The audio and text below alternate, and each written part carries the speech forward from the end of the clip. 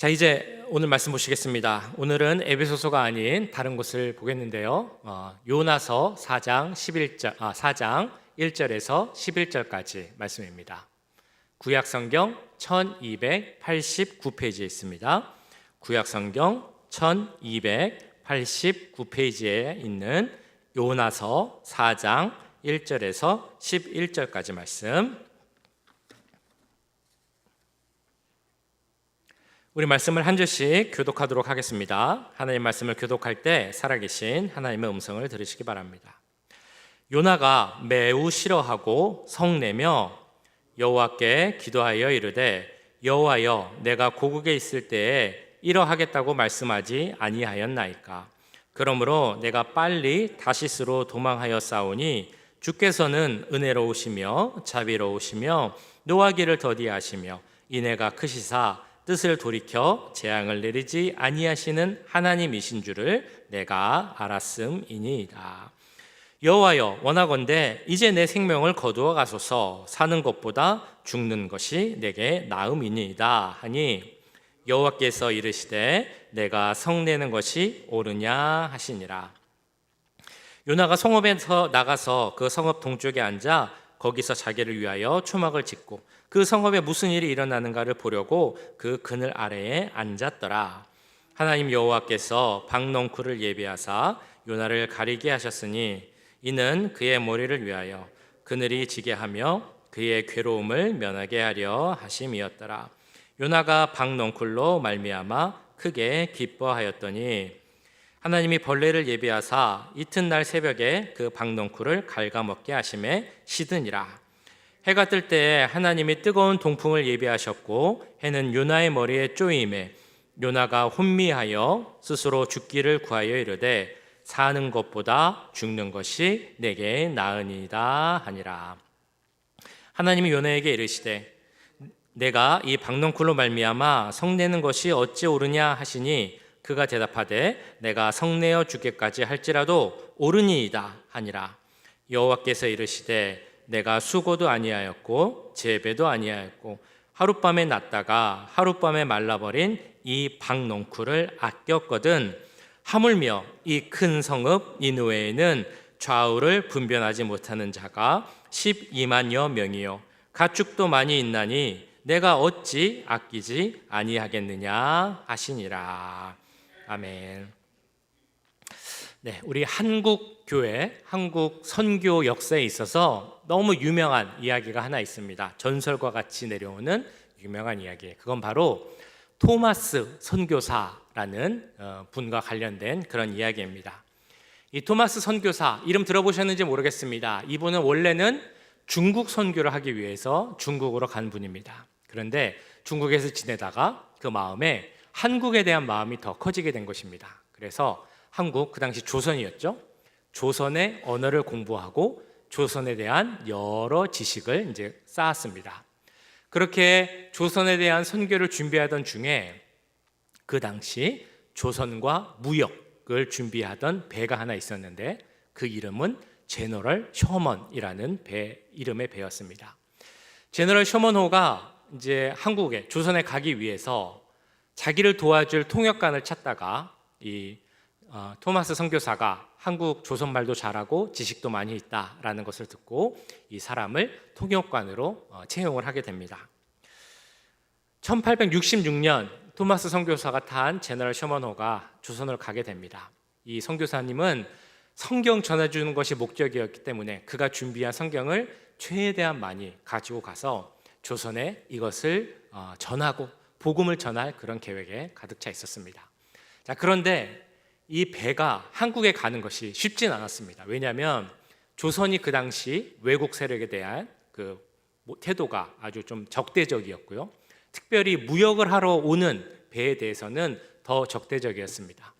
제너럴 셔먼호가 처음에는 서울을 가기 위해서 한강을 찾아갑니다. 그런데 한강일 줄 알고 갔던 곳이 사실은 한강이 아니라 대동강이었습니다. 그러니까 서울이 아니라 평양을 가게 된 것이죠. 평양을 올라가다가 이 배에 타고 있던 사람들이 선원이 조선의 군인 병사 3명을 죽이게 됩니다. 그러니까 제너럴 셔먼하고 이 조선 군 사이에 전쟁 아닌 전쟁이 일어나게 되죠. 자기들 군인들이 공격을 당했으니까 조선 입장에서는 당연히 배를 공격하게 됐습니다. 배를 공격하고 그리고 불태우게 되죠. 배가 다 불태워지니까 거기 타고 있던 모든 사람들이 배에서 뛰어내렸습니다. 살기 위해 대동강으로 뛰어내린 것입니다. 토마스 선교사님도 그 배에서 살기 위해서 뛰어내렸습니다. 그런데 이 조선 군인들은 그 배에서 뛰어내린 제너럴 셔먼호에서 나온 모든 사람을 칼로 찔러서 죽이게 됐습니다. 이 사건에 있어서 우리가 기억하면 좋을 사람이 두 명이 있는데, 한 명은 박충권이라는 사람이고요, 다른 한 명은 박영식이라는 사람입니다. 박충권은 조선의 그 군사 병사 중에 한 명이었습니다. 그런데 토마스 선교사가 그 배에서, 불타는 배에서 뛰어내릴 때 그래도 자기가 이 땅에 온 목적이 성경을 전하는 것이니까 그 혼란한 상황 속에서도 성경책 몇 권을 챙겨서 품 안에 이렇게 잘 놓고 대동강으로 뛰어들게 됩니다. 그리고 나서 이제 무트로 땅으로 걸어오게 되는데, 그걸 보고 박충권이란 사람이 이 토마스 선교사를 찔러서 죽입니다. 근데 그 상황에서도 이 토마스 선교사가 어떻게 했냐면, 자기가 할 수 있는 말 중에 가장 귀하다고 생각하는 말인 예수 믿으세요, 그 말을 그 상황에서도 계속했다고 합니다. 그리고 자기를 찌르려고 하는 그 박충권이라는 사람한테 품 안에 있던 성경책을 이렇게 꺼내서 그 손에 쥐어주면서 이 책을 꼭 보시고 예수 믿으세요, 이렇게 끝까지 외쳤다는 것입니다. 그 나이, 그때 토마스 선교사의 나이가 바로 27살이었습니다. 그리고 박충권이란 분이 나중에 그때 당시의 일을 이렇게 회상하는 글을 남겼습니다. 내가 서양 사람을 죽이는 중에 한 사람을 죽였는데 그건 지금 생각해도 이상한 느낌이 남아있다. 내가 그를 찌르려고 할 때 그는 두 손을 마주 잡고 무슨 말을 한 후에 붉은 배 입힌 책을 가지고 웃으면서 나에게 받으라고 권하였다. 내가 죽이기는 하였으나 그 책을 받지 않을 수가 없어서 받아왔노라 라고 그렇게 기록을 했습니다. 붉은 배를 입힌 책이 무엇이었을까요? 바로 성경책입니다. 성경책을 끝까지 주려고 한 것입니다. 자, 그런데 그런 토마스의 선교사의 죽음을 멀리서 지켜보고 있던 소년이 한 명 있었습니다. 그 사람은 최치량이라는 사람인데, 이 소년이 토마스 선교사가 흘린 성경책 3권을 가져오게 됩니다. 호기심을 갖고 오긴 됐는데 마음속에 또 두려움이 생긴 겁니다. 저 서양 사람, 칼에 맞아 죽게 된 서양 사람이 흘린 책을 내가 갖고 오긴 했는데 혹시 이 책 때문에 내가 무슨 일을 당하면 어떡할까 라는 그 걱정이 생겨서 책을 자기가 갖고 있지 않고 그 당시 평양성을 지키고 있었던 박영식이라는 사람, 두 번째 말씀드렸던 저 사진에서는 왼쪽에 있는 사람으로 생각이 됩니다. 박영식이라는 그 평양문을 지키는 사람에게 주었습니다. 박영식이라는 분이 이 성경책을 어떻게 했을까요? 이게 무슨 책일까? 막 열심히 봤을까요? 그렇지 않았습니다. 이분 어떻게 했냐면, 그때 종이가 없어서 그랬는지 모르겠습니다만 그 성경책을 잘 뜯어서 벽에 이렇게 발랐다고 합니다. 벽지로 사용을 한 것입니다. 그런데 정말 신기하고 놀라운 것은 이분이 벽지에 있는 것을 막 유심히 보진 않았을 텐데 거기 있는 글을 보게 된 것입니다. 지나가다가 봤을 수도 있고 누워있다가 봤을 수도 있고 앉아있다가 봤을 수도 있었겠죠. 그런데 그 벽에 있는 성경책을 보게 되면서 그 내용이 무엇인가 궁금하게 됐고, 그 글이 성경이 증거하는 예수님을 알게 되었고, 그래서 결국 믿음을 가지게 되었다는 겁니다. 박영식이라는 분이 그래서 결국 그리스도인이 됩니다. 그리고 이 박영식이라는 분이 있었던, 그러니까 그 성경책이 벽지로 발라져 있던 그 집이 나중에는 평양 최초의 예배당이라고 하는 널다리골 예배당이 됩니다. 그리고 왼쪽에 있는 사진인데요, 그리고 그 널다리골 예배당이 그대로 변해서 나중에 뭐가 되냐면 평양 장대연 교회라는 곳이 됩니다. 교회 이름은 많이 들어보셨을 겁니다. 평양 대부흥 운동에 있어서 중요한 역할을 했던 평양 장대연 교회. 지금 드린 이 말씀 이야기는 한국 교회사에 있어서 너무 유명한 이야기입니다. 제가 이야기를 처음 들었을 때 가장 신기했던 것은 아까 말씀드린 벽지 이야기였습니다. 하나님의 능력은 참 놀라워. 하나님 말씀은 참 대단해. 어떻게 벽지에 있는 거를 내가 이렇게 보면서 그거를 내가 이해하고 예수님을 만나게 되고 예수님을 구주로 고백하는 그런 일이 생기게 될까? 누구에게 들어서가 아니라 그거를 본 것만으로 어떻게 내 스스로 믿음을 가지게 될까? 너무 신기한 일이었습니다. 또 하나 제 마음에 남았던 것은 바로 이 토마스 선교사의 그 마음 혹은 열정입니다. 처음에 한국에 오기 전에 중국에 왔다고 말씀드렸죠. 중국에 왔는데 아내와 같이 왔는데 아내가 중국에서 병에 걸려서 죽게 됩니다. 여러 가지 실망하고 낙심할 만도 한데 토마스 선교사는 그렇지 않고 오히려 더 열심을 내고 한국에까지 오게 됩니다. 그래서 그 조선 병사에 의해서 칼에 맞아 죽으면서도 그때까지도 내가 이 한 영을 좀 살려보겠다, 예수님을 전하겠다는 마음에서 그 손에 성경을 쥐어주면서 예수님 믿으세요, 나를 찌르려고 하는 그 병사 앞에서 이걸 받고 예수님을 믿어야 됩니다 라고 말하는 그 토마스 선교사의 마음은 어떤 마음일까? 그런 생각을 많이 해봤습니다. 토마스는 어떻게, 그 선교사님은 어떻게 그렇게 할 수 있었을까요? 어떤 마음을 갖고 있었기에 그 죽음을 앞두는 상황에서도 예수님을 전하기를 힘썼을까요? 토마스 선교사가 갖고 있었던 마음, 바로 우리 하나님의 마음임을 믿습니다. 다름 아닌 하나님의 사랑의 마음, 우리를 향한 하나님의 사랑의 마음입니다. 토마스 선교사는 이런 하나님의 사랑의 마음을 알았기에 그 마음을 전하기를 힘썼던 것입니다. 그 사랑의 마음을 전하고자 했었기 때문에 어떤 상황에서든지 심지어 내가 죽는 상황일지라 할지라도 그 마음 전하기를 힘썼던 것입니다. 이건 꼭 토마스 선교사만 갖고 있는 그런 마음은 아니죠. 정말 지금까지 많은 교회사 가운데 하나님의 일을 담당하기 위해 정말 애쓰고 힘썼던 많은 이들이 그렇게 죽음을 각오하고도 할 수 있었던 이유, 그들을 향한 하나님의 마음을 알고 있었고 그들이 경험한 그 하나님의 마음을 다른 사람과 함께 나누기를 원했기 때문입니다. 이런 하나님의 마음을 알고 계십니까? 하나님의 마음을 경험해 보셨습니까? 우리 사랑하는 임마누엘교회 성도의 모든 분들이 하나님의 마음을 잘 알기를 간절히 바랍니다. 오늘 요나서를 보면 하나님께서 그 마음이 어떤 것인지를 우리 요나를 통해서, 요나와의 그 모습을 통해서 이렇게 보여주십니다. 그런데 1절을 보시면 요나가 참 이상한 모습을 우리에게 보여줍니다. 요나가 매우 싫어하고 성내며, 요나서 4장 1절 말씀인데요, 요나라는 선지자가 분노하고 화를 냈다라는 말씀으로 그렇게 시작을 합니다. 요나는 왜 화를 내고 분노하였을까요?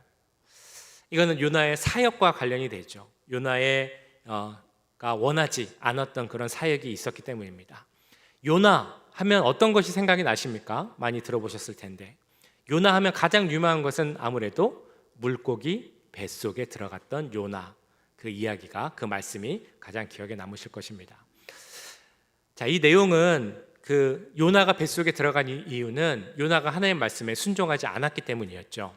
하나님께서 요나 선지자에게 명령을 내립니다. 저기 가면 악한 범죄 가운데 있는 니느웨라는 성읍이 있는데 그 성읍에 가서 회개하라. 회개하지 않으면 너희가 벌받고 심판받을 것이다. 이렇게 가서 외치고 전하라 라고 하나님께서 명령을 합니다. 그런데 요나가 그 명령을 순종하지 않았죠. 그 명령을 순종하지 않았던 이유는 그 니느웨라는 성읍이 자기들과 원수 나라였기 때문입니다. 원수 나라인 아수르의 가장 큰 성읍, 수도 성읍이 니느웨였기 때문에 이런 생각을 한 거죠. 혹시라도 내가 가서 회개하라라고 했는데 저들이 정말 회개하면 어떡하나? 그래서 벌받지 않고 하나님이 저들을 용서해 주시면 어떡하지? 이런 생각이 들었던 겁니다. 그래서 요나는 하나님의 말씀에 순종하지 않았습니다. 그 대신 아수르라는 나라의 가장 반대편에 있는 다시스라는 곳으로 가게 됩니다. 그곳엔 배를 타고 가야 되는데 그러자 하나님께서 예비하신 큰 풍랑을 일으키게 되죠. 그 풍랑의 그 요나가 타고 있던 배가 흔들리게 되었고 요나는 결국 바다로 빠지게 됩니다. 그리고 그때 하나님께서 예비하신 큰 물고기가 있어서 이 요나를 삼키게 되고 그 물고기 뱃속에 3일 동안 요나가 있게 되죠. 그 속에서 요나는 죄를 회개하고 뉘우칩니다.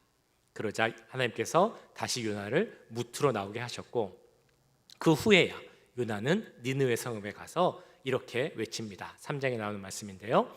요나가 여호와의 말씀대로 일어나서 니느웨로 가니라. 니느웨는 사흘 동안 걸을 만큼 하나님 앞에 큰 성읍이더라. 요나가 그 성읍에 들어가서 하루 동안 다니며 외쳐 이르되 40일이 지나면 니느웨가 무너지리라 하였더니, 자, 이렇게 요나가 니느웨 가서 외치자 어떤 일이 일어났겠습니까? 예상과는 다르게, 바램과는 다르게 니느웨가 그 말을 듣게 됩니다. 그들이 회개하고 뉘우칩니다. 굵은 베옷을 입고 우리가 잘못했습니다 라고 외치는 겁니다. 그리고 그들이 죄를 잘못했다고 외치자 하나님께서는 그 회개를 받아주시고 그들을 용서해 주십니다. 그들에게 벌을 내리지 않겠다라고 이야기를 하신 겁니다. 그러자 오늘 4장 1절 말씀이 나오는 겁니다. 그렇게 니느웨를 용서해 주시는 하나님을 보면서 요나가 화를 내는 겁니다. 성질을 내고 있습니다. 하나님, 어떻게 그렇게 할 수 있습니까? 왜 그들을 용서해 주십니까? 라고 하면서 2절에서 특별히 이렇게 불평을 합니다. 여호와께 기도하여 이르되 여호와여, 내가 고국에 있을 때에 이러하겠다고 말씀하지 아니하였나이까? 그러므로 내가 빨리 다시스로 도망하여 싸우니 주께서는 은혜로우시며 자비로우시며 노하기를 더디하시며 인애가 크시사 뜻을 돌이켜 재앙을 내리지 아니하시는 하나님이신 줄을 내가 알았음이니이다. 이 요나의 말은 길게 나왔지만 한마디로 하면 이겁니다. 제가 그럴 줄 알았습니다. 하나님이 그런 분이신지는 전 알고 있었어요. 그래서 제가 하나님 말씀에 순종하지 않은 건 아닙니까? 왜 저들을 용서해 주십니까? 라는 그런 이야기를 한 것입니다. 요나는 분명 하나님의 선지자인데 하나님이 하신 일, 특별히 니느웨를 용서해 주신 일에 대해서 너무 분노하고 불평하고 있습니다. 왜 요나는 하나님의 그 모습에 대해서, 일에 대해서 불평하고 있습니까? 그건 바로 요나가 하나님의 마음을 알지 못하기 때문입니다. 이 세상을 향한 하나님의 그 마음과 계획을 요나는 몰랐다는 것입니다. 2절을 보면 하나님이 어떤 분인지를 요나는 잘 알고 있습니다. 스스로 입으로도 고백하죠. 어떤 분인지를. 사랑이 많으신 분, 인자가 많으신 분. 그러나 그것은 자신들에게만 해당되는 내용이라고 요나는 알고 있었습니다. 자기들, 그리고 자기가 속해 있는 이스라엘 공동체, 유대인들에게만 해당되는 것이고, 그렇게 하나님께서 우리를 사랑하시고 우리를 기다려주시고 우리에게 자비를 베푸시고 이거는 너무 기쁘고 좋은 일이다 라고 생각을 했습니다.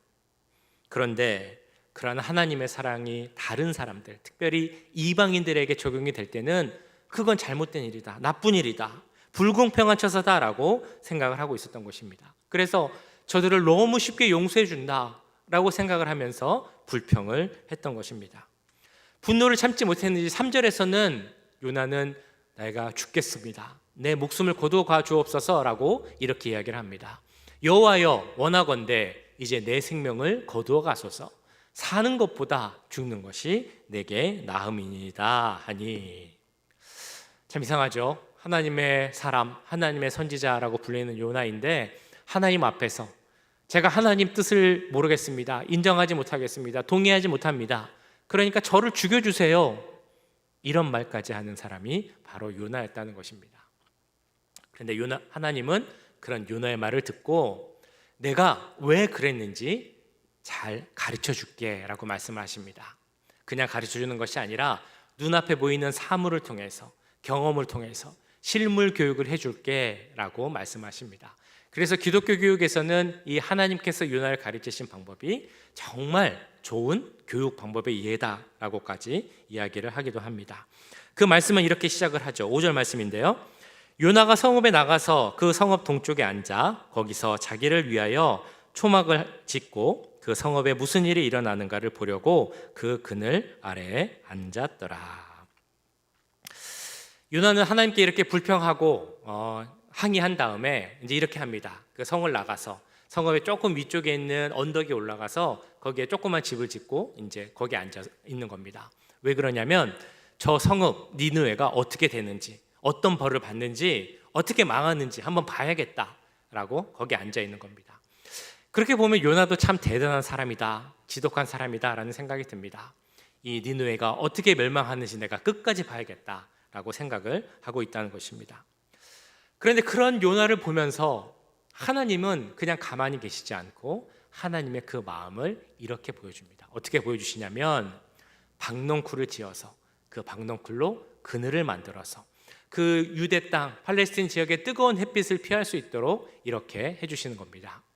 하나님 여호와께서 박농쿨을 예비하사 요나를 가리게 하셨으니 이는 그의 머리를 위하여 그늘이 지게 하며 그의 괴로움을 면하게 하려 하심이었더라. 요나가 박농쿨로 말미암아 크게 기뻐하였더니. 요나를 대하는 그 하나님의 모습을 보면 우리가 하나님의 마음을 충분히 알 수 있습니다. 한 영혼 한 영혼을 사랑하시는 하나님, 끝까지 참고 인내하시는 하나님, 그리고 그런 하나님은 그 하나님의 마음을 우리가 알기를 또한 원하십니다.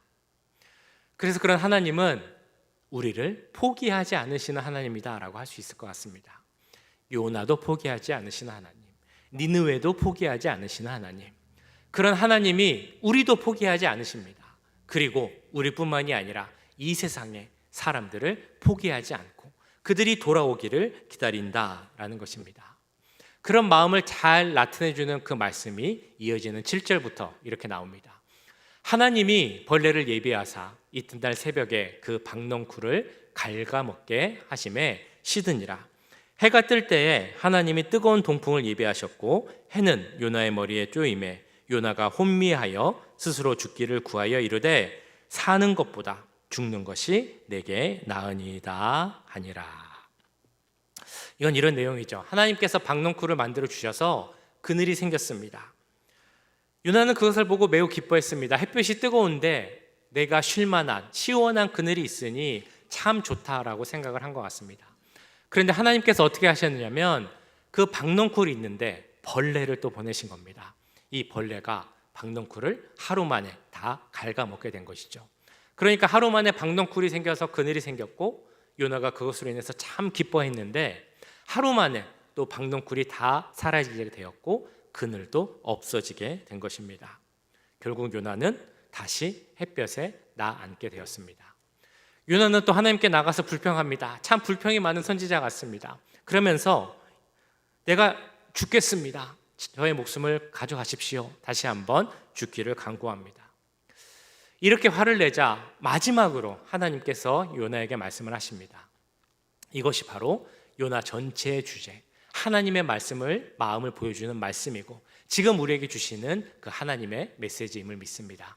이렇게 나오죠. 하나님이 요나에게 이르시되 내가 이 박농쿨로 말미암아 성내는 것이 어찌 옳으냐 하시니 그가 대답하되 내가 성내어 죽기까지 할지라도 옳으니이다 하니라. 여호와께서 이르시되 내가 수고도 아니하였고 재배도 아니하였고 하룻밤에 났다가 하룻밤에 말라버린 이 박농쿨을 아꼈거든. 하물며 이 큰 성읍 니느웨에는 좌우를 분별하지 못하는 자가 12만여 명이요 가축도 많이 있나니 내가 어찌 아끼지 아니하겠느냐 하시니라. 하나님이 이렇게 말씀하시는 겁니다. 너는 그 박농쿨 하나, 근데 그 박농쿨도 네가 심은 것도 아니고 키운 것도 아니고 내가 자라게 해준 그 박농쿨인데 그게 그렇게 시들어서 죽은 것 같고도 그렇게 불평하고 내 목숨을 빼앗아 가라라고 이야기를 하지 않았느냐. 그런데 저 성읍 니느웨라는 곳에는 12만여 명의 사람이 있는데 그것을 어떻게 죽게 놔두겠느냐. 내가 창조한 피조물인데 내가 그들을 어찌 아끼지 아니하겠느냐. 저들이 자기의 잘못을 깨닫고 회개하고 돌아오면 내가 어찌 그들을 구원하지 않고 용서하지 않을 수 있겠느냐. 그 돌아오는 모습을 내가 어찌 기뻐하지 않을 수 있겠느냐. 그 요나에게 이런 하나님의 말씀을 보여주고 계신 것입니다. 요나에게 말씀하신 그 하나님의 말씀, 보여주고자 하시는 그 말씀 여러분들도 아시겠습니까? 요나가 이미 그 마음을 알았더라면 그런 말을 하지 않았겠죠. 이제 그 마음을 알았다면 입이 10개라도 할 말이 없었을 것입니다. 한 영혼 한 영혼을 구하고 찾으시기 원하시는 그 하나님의 마음, 이 요나는 그것을 몰랐기 때문에 하나님 앞에서 그렇게 불평하고 화를 내었던 것입니다. 우리는 그런 하나님의 마음을 알고 있습니까? 한 영혼 한 영혼을 귀하게 여기고 그 한 영혼을 구원하기 원하시는 그 하나님의 마음을 얼마나 알고 계십니까? 디모데전서 2장에서는 이 하나님의 마음을 이렇게 이야기합니다. 하나님은 모든 사람이 구원을 받으며 진리를 아는 데 이르기를 원하시느니라. 이런 하나님의 마음은 요나 때나 지금이나, 아니 그 전부터 그리고 앞으로도 계속 영원하고 바뀌지 않을 것입니다. 그런 하나님께서 그 마음을 우리에게 주시고자, 우리도 그 마음을 알기를 원하시는 마음에서 우리에게 주신 말씀이 있습니다. 너무 잘 아시는 말씀, 사도행전 1장 8절 말씀입니다. 우리 다 같이 한번 읽어보면 좋겠습니다. 사도행전 1장 8절 시작. 오직 성령이 너희에게 임하시면 너희가 권능을 받고 예루살렘과 온 유대와 사마리아와 땅끝까지 이르러 내 증인이 되리라 하시니라. 한 영혼을 찾고자 하는 그 주님의 마음을 너희도 가지라. 그래서 그 한 영혼을 인도하는 일을, 주님께로 인도하는 일에 열심을 내라 라고 말씀을 하고 있는 것입니다. 우리가 너무 잘 아시는 말씀일 것입니다. 사도행전 1장 8절. 그런데 그곳에서도 두 단어, 그러니까 두 장소에 우리가 조금 더 오늘 주목해서 보면 좋겠습니다. 첫 번째 단어는 바로 사마리아라는 장소입니다. 하나님께서는, 예수님께서는 사마리아에 가서도 복음을 전하라라고 말씀하셨습니다. 근데 사마리아는 어떤 곳이었습니까? 유대와 유대인들과는 상종하지 않는, 교류하지 않는 그런 곳이었습니다. 그러니까 그 당시 예수님께서 유대인들에게 사마리아에 가서 복음을 전하라 라는 그 말씀의 의미를 지금 우리에게 적용을 해보면, 내가 좋아하는 사람, 내가 사랑하고 아끼는 사람, 내 가족, 내 이웃, 좋은 사람들에게만 복음을 전해서는 안 된다라는 것입니다. 나와 멀리 있는 사람, 나와 관계하지 않는 사람, 심지어 나랑 불편하고 힘든 사람에게도 하나님께서 그를 사랑하시기 때문에, 하나님께서 그 영혼을 귀하게 여기시기 때문에 우리도 가서 그 영혼을 귀하게 여겨야 한다는 것입니다. 두 번째 우리가 볼 것은 바로 땅끝이라는 그 단어입니다. 땅끝, 말 그대로 우리가 가기 힘든 곳, 오지, 그런 것을 의미하기도 합니다. 근데 여기서 말하는 땅끝은 여러 의미가 있겠습니다만 제가 보는 그 의미는 바로 한 영혼을 찾고자 하는 하나님의 마음을 나타내는 단어이라고 생각이 됩니다. 저 멀리 땅끝, 가기 힘든 곳이라 할지라도 한 영혼이 있으면 거기까지 가야 한다라는 하나님의 간절한 마음을 나타내는 그 단어가 바로 땅끝이라는 것입니다. 하나님은 그렇게 간절한 마음을 갖고 계시기에 지금도 그 하나님의 마음을 갖고 땅끝까지 가서, 사마리아에 가서 그 영혼을 구원하기 위해 힘쓸 수 있는 그 일꾼을 지금도 찾고 계신 것입니다. 잘 아신 것처럼, 우리가 계속 광고하고 기도하는 것처럼 이제 저희 교회에서 11분이 오늘 멕시코로 선교를 갑니다. 이번에 우리가 가게 되는 곳은 로사리토라는 곳이라고 말씀을 드렸죠. 그곳에 멕시코 선교센터라는 어떤 기관이 있습니다. 그것을 담당하고 계신 분은 원래는 이 미국에서 우체국에서 일하셨던 분이었습니다. 근데 하나님께서 주신 그 마음, 멕시코에 대한 선교에 대한 마음이 있으셔서 일찍 우체국을 은퇴하고 이제 그 선교센터, 멕시코 선교센터에 가서 자비량으로 온전히 멕시코 선교를 하고 계신 그런 분입니다. 그 분을 보면서 많은 사람들이 이런 이야기를 했습니다. 아니, 조금만 몇 년만 더 참고 있으면 그 소셜 시큐리티도 많이 받을 수 있고 우체국에서 주는, 직원들에게 주는 펜션도 더 많아지고, 그러면 편안하게 노후 생활을 할 수 있고 그때 가서 상황 봐서 선교해도 되지 않느냐, 이런 이야기를 하셨다고 합니다. 그런데 이 선교사님이 생각할 때 그런 거는 다 세상의 기준이고, 내가 봤을 때 하나님의 마음은 지금 가서 선교를 하는 것을 원한다라고 생각을 하시고, 그래서 그 모든 것을 내려놓고 몇 년 전부터 선교지에 가서 멕시코에 가서 선교를 하고 계신 것입니다. 그 선교사님이 기도하는 것을 제가 한번 들은 적이 있는데요. 제 마음에 참 와닿는 그런 기도 문구가 있었습니다. 뭐였냐면 멕시코를 그리스도에게로라는 그런 문구였습니다.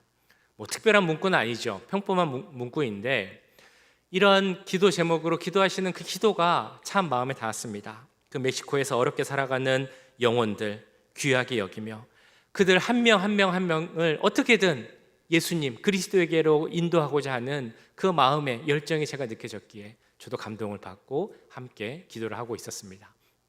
그러다가 우리 교회에서 이번 여름에 선교를 가게 그런 계획을 하면서 그 선교사님과 연락을 하게 되었고, 그래서 우리 선교사님이 섬기는 곳에 가서 이제 저희도 그 섬김을 함께 하게 된 것입니다. 그 선교센터에서 하는 사역이 있습니다. 먼저는 그 센터 안에 의료기계가 있어서 의료 사역을 합니다. 그 지역에서 몸이 불편한 분들을 그곳으로 모셔서 몸을 고칠 수 있는 사역을 하고 있습니다. 뿐만 아니라 영적으로 방황하는 분들, 마음이 아픈 분들에게 찾아다니면서 돌아다니면서 할 수 있는 일, 도울 수 있는 일을 도우는 사역을 그분이 지금 하고 있습니다. 그래서 저희가 이번에 가게 되면 그분이 하시는 사역 중에 일부를 우리도 같이 가서 하게 됩니다. 우리가 가는 곳은 그 산골로 조금 들어가면 그 안에 있는 산골 마을에 살아가는 분들을 가서 돕고 그들을 위해 기도를 하고, 또한 섬기고 있는 고아원이 있는데 고아원에 가서 그 우리 어린 아이들, 자녀들을 위해서 기도해주고 축복해주는 그런 사역을 할 것입니다. 지금 우리가 1박 2일의 선교를 가지만 이 선교를 통해서 우리가 많은 일을 한다, 혹은 우리의 할 일을 다 했다, 혹은 올해 선교 사역이 끝났다, 이것이 아니라는 것은 여기 계신 분들도 잘 알고 계실 것입니다. 이거는 출발점이죠. 우리가 생각해야 할 문제들이 있습니다. 그러면 우리 교회는 앞으로 어떤 사역을 어떻게 무엇을 더 할 수 있을까라는 더 깊은 고민과 생각을 해야 될 것입니다. 그때 중요한 것이 있습니다. 그건 뭐냐면, 그러면 우리 교회를 향해 있는 하나님의 마음은 무엇인가? 우리가 알고 깨달아야 하는, 우리가 같이 품어야 하는 하나님의 마음은 무엇인가? 그것을 우리가 같이 생각하고 깨달아야 할 것입니다. 우리 모두가 하나님의 마음을 품기 원합니다. 한 영혼을 찾으시는, 지금도 그 한 영혼을 구하기 위해서 그 간절한 마음으로 사람을 보내기 원하시는 그러한 하나님의 마음을 우리도 알아야 한다는 것입니다. 오늘 찬양한 것처럼 하나님의 마음이 내 마음이 되어서 하나님이 원하시는 바를 그대로 이룰 수 있는 우리가 되길 간절히 소원합니다.